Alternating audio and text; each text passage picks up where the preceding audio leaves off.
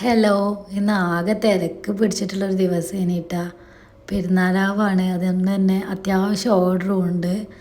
ചായയും രാവിലത്തെ ബ്രേക്ക്ഫാസ്റ്റും ഒക്കെ ഇതിൻ്റെ മുന്നിലിരുന്നിട്ടാട്ടോ കഴിക്കുന്നത്.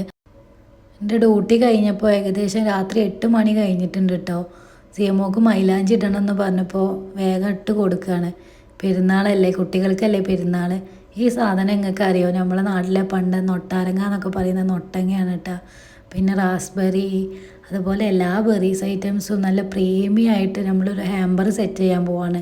നാളത്തേക്ക് കസ്റ്റമറിന് കൊടുക്കാനുള്ളതാണ് കേട്ടോ.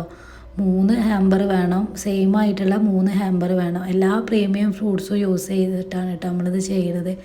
അപ്പോൾ എല്ലാതും ആദ്യം തന്നെ ഓരോ ബൗളിലും പാത്രത്തിലൊക്കെ ആക്കിയിട്ട് വെക്കുകയാണ്.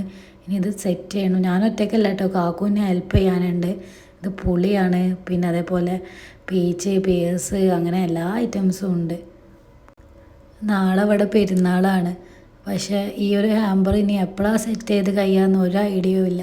അങ്ങനെ ഇതാ 3 കൊട്ടയിലും ഓരോ സാധനങ്ങളും ഫില്ല് ചെയ്ത് ഇതുപോലെ ഒരു ആക്കി എടുത്തിട്ടുണ്ട്. ഇനി ഇതിപ്പോൾ ഒന്ന് റാപ്പ് ചെയ്യാൻ മാത്രമേ ബാക്കിയുള്ളൂ.